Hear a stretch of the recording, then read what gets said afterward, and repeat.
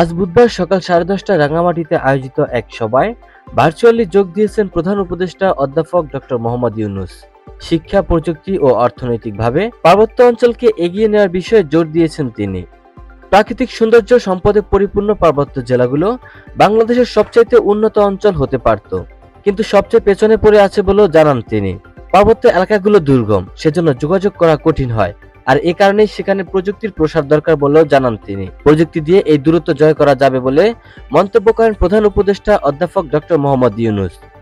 নারী ফুটবল টিমে পার্বত্য জেলা থেকে আসা খেলোয়াড়দের সঙ্গে বৈঠকের স্মৃতিচারণ করে প্রধান উপদেষ্টা বলেন, আপনাদের এলাকার মেয়েরা কি দুর্দান্ত না খেলেছে, কিভাবে বলবেন পিছিয়ে আছে।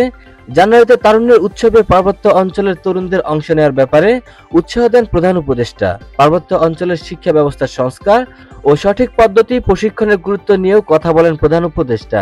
পার্বত্য জেলার তরুণরা দুর্গম অঞ্চলে আছে বলে বড় শহর থেকে লেখাপড়ায় পিছিয়ে থাকবে, সেটা হতে দেওয়া যাবে না। লেখাপড়ায় তাদেরকে এগিয়ে যেতে হবে বলেও আশাবাদ ব্যক্ত করেন প্রধান উপদেষ্টা অধ্যাপক ডক্টর মোহাম্মদ ইউনূস।